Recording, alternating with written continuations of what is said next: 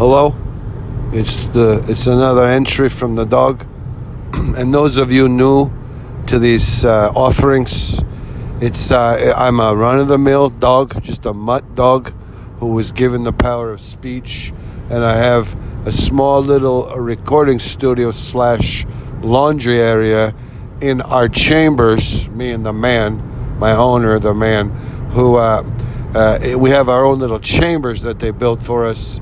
They built it for the man when he was a boy, and he's lived here his whole life in the manor house. And so I sneak in here and I record sometimes because I have social anxiety and I can't really speak to other people. The only person I can speak with is the man. And, we're back talking a little bit, but, But anyways, the thing I wanted to say is that I predicted that Amber Heard, she would have her day in court, so to speak. And everybody would say, oh, she's like Joseph. And Johnny Depp, it turns out, is like Potiphar. And the reason I said she was like Joseph, because everybody made her out to be a Fruit Loop and a manipulative character. And, I don't want to say it. Everybody made her out to be a freaky deek, a controlling person, that she has a disorder where she has to draw attention to herself. But I said, no, I can tell you what, this girl's going to win in the end. This girl, everybody's going to realize, it might take a while, but everyone's going to realize she was really the victim.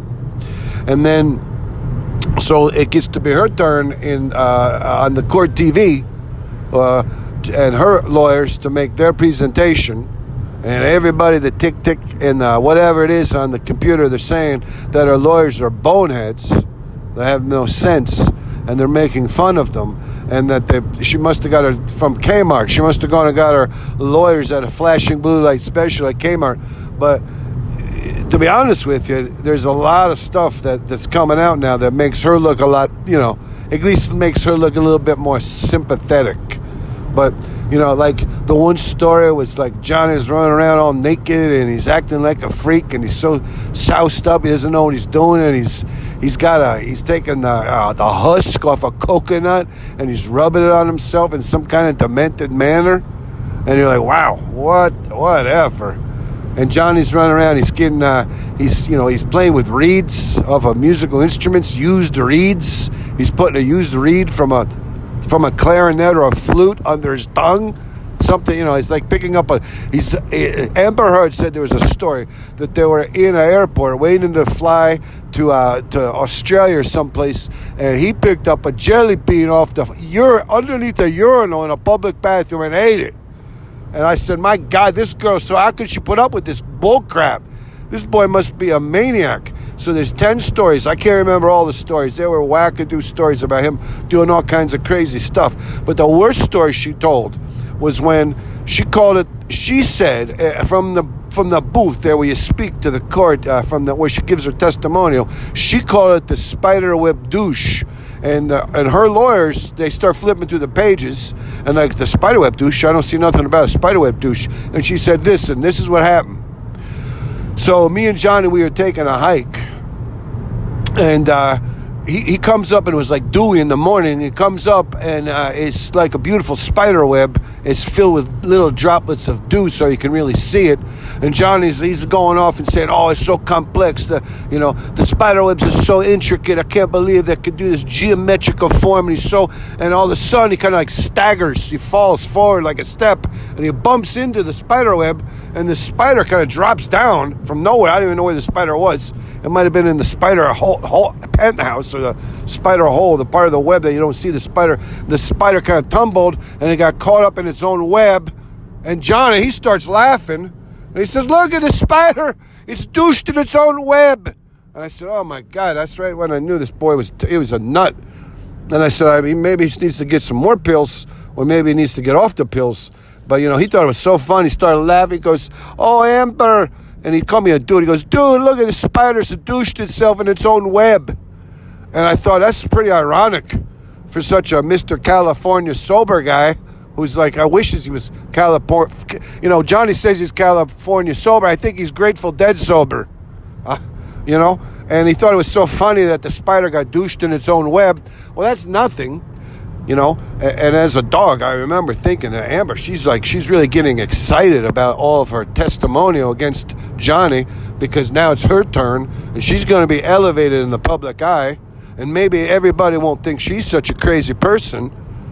But then she says the other thing was like the seventh story, weird freaky stories of, like, you know, excessive masturbation and shooting up with weird kind of things, like he's trying to shoot up with Ajax, the chemical cleaner, and everybody's like, wow, this guy, you know, he's shaving parts of his hair off his body. But like the seventh story was Johnny, and this one really hit home for me, because me and the man, we live so close to the golf course, and the man takes me running and chasing squirrels and rabbits out on the golf course. I really enjoy it. But this one hit home because then Amber, she says from the testimonial box there on Court TV, she says, so the next thing, this next horrible story about Johnny, we were